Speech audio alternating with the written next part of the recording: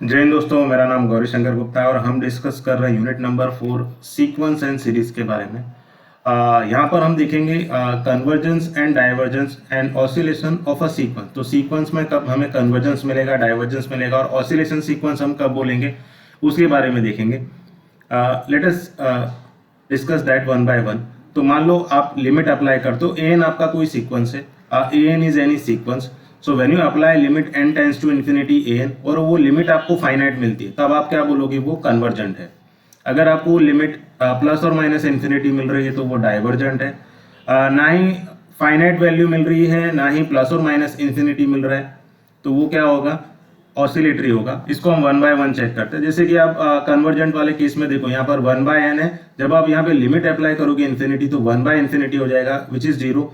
तो जीरो क्या है, फाइनाइट वैल्यू है, तो ये क्या हो जाएगा, कन्वर्जेंट हो जाएगा। Similarly n plus one by n, देखो यहाँ पर लिमिट अप्लाई करोगे तो ये क्या हो जाएगा, और you can take n common in the numerator, तो ये क्या हो जाएगा, one plus one by n divided by n. और अब आप इसमें लिमिट अप्लाई करोगे n टेंस टू इन्फिनिटी, तो n कैंसिल हो जाएगा। And when you apply limit n tends to infinity, तो ये क्या हो जाएगा, one plus one by infinity, that is one plus zero, यानी ये क्या हो जाएगा, वन। और वन क्या है, फाइनाइट वैल्यू है, तो ये वाला सीक्वेंस भी क्या हो जाएगा, कन्वर्जेंट हो जाएगा। Similarly look at the example of divergent sequence. तो limit n tends to infinity 2n है, तो when you apply the limit, तो ये क्या हो जाएगा, two times infinity. Two times infinity क्या होता है, इन्फिनिटी, तो यहाँ पर इन्फिनिटी आ रही है वैल्यू, तो ये क्या हो जाएगा, डाइवर्जेंट हो जाएगा। This sequence 2n is divergent. Similarly look at minus one raise to n. देखो n यहाँ पर क्या होता है, नेचुरल नंबर। जब भी minus one raise to n दिया है, तो जब इसकी वैल्यू क्या आएगी, वन, जब आपका n क्या होगा, इवन होगा। और इसकी वैल्यू आएगी माइनस वन, जब आपका n क्या होगा, ऑड होगा। तो इसकी वैल्यू क्या हो रही है, वन माइनस वन ऐसे आती रहेगी, ठीक है। तो ये क्या होगा, ऑसिलेट होता रहेगा। n इक्वल टू वन पे ये माइनस वन दे देगी, n इक्वल टू टू पे वन दे देगी, फिर थ्री पे माइनस वन, फिर वन, ऐसा करके ऑसिलेट होगा। तो ना ही इसकी वैल्यू क्या आ रही है, कोई फाइनाइट वैल्यू आ रही है, कोई फिक्स वैल्यू नहीं आ रही है। यहाँ पर सिंगल वैल्यू आनी चाहिए, बट ये क्या, वन माइनस वन ऐसे आती जा रही है। और ना ही इसकी लिमिट क्या आ रही है, प्लस और माइनस इन्फिनिटी। तो इस सीक्वेंस को हम क्या बोलेंगे, ऑसिलेटरी सीक्वेंस बोलेंगे। ये कुछ प्रॉपर्टीज है कन्वर्जेंस की। तो मान लो आपका सीक्वेंस ए एन कन्वर्ज है, बी एन भी कन्वर्जेंट है। ए एन और बी एन दोनों क्या है, कन्वर्जेंट सीक्वेंस है, और यहाँ पर के कोई रियल नंबर है। तो सीक्वेंस ए एन प्लस बी एन की लिमिट क्या होगी, तो ये लिमिट को क्या करो, आप सेपरेट कर दो। Limit n tends to infinity A n plus limit n tends to infinity b N.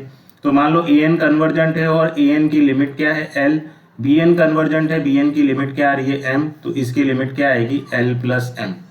Similarly यहाँ पर देखो k टाइम्स ए एन की लिमिट क्या होगी, तो आप ये k क्या है, कोई कांस्टेंट है, आप उसको लिमिट के बाहर लिख सकते हो। So limit n tends to infinity A N, और ए एन कन्वर्जेंट है, किस पे कन्वर्ज हो रहा है, l पे, तो k टाइम्स l इसकी लिमिट हो जाएगी। Similarly for product also you can apply separately limit for an and bn. So limit n tends to infinity an, limit n tends to infinity bn। an l पे converge हो रहा है, या an की limit l है और bn की limit m है, तो इसकी लिमिट क्या होगी, l into m। Now for division case an by bn, you can separately apply limit on numerator and denominator. So limit n tends to infinity an divided by limit n tends to infinity bn, provided b n is different from zero. ये limit zero आने, non zero आनी चाहिए, वो चीज़ का ध्यान रखना। तो ये क्या हो जाएगा, एल बाई एम पे कन्वर्ज होगा, ठीक है। सो इस तरह से these are the properties of convergence. देखो, अगर मान लो आपको कुछ एग्जांपल दिया इस तरह का और आपसे पूछे कि ये लिमिट कन्वर्ज हो रही है, डाइवर्ज हो रही है, तो ये जो सीक्वेंस दिया है वो आपका क्या है, ए एन है। तो जब आप लिमिट अप्लाई करोगे n tends to infinity, check करो इसकी वैल्यू फाइनाइट आ रही है या इनफाइनाइट आ रही है। तो ए एन क्या है हमारा, n square plus n upon two times n square minus n. अगर आप यहाँ पे एन स्क्वायर कॉमन लोगे न्यूमरेटर में, तो ये क्या हो जाएगा, one plus one by n. When you take n square common in the denominator, it is two minus one by N.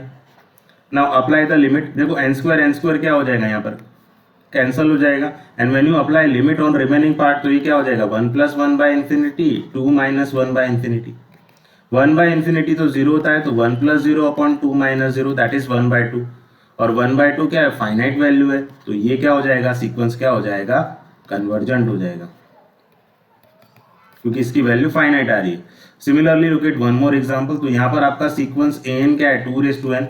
तो अगर आप इस पर लिमिट अप्लाई करोगे n tends to infinity an, that is limit n tends to infinity 2n, so 2 infinity क्या होता है, infinity, और ये इनफाइनाइट आ रहा है तो ये क्या हो गया, डाइवर्जेंट हो गया। Similarly look eight one more example, देखो 2 माइनस माइनस 1n, तो ये हो गया आपका सीक्वेंस an। तो अगर आप इस पर लिमिट अप्लाई करोगे, limit n tends to infinity 2 minus minus 1n, इसकी वैल्यू क्या आएगी, तो n इवन और ऑड पे इसकी वैल्यू डिफरेंट आएगी।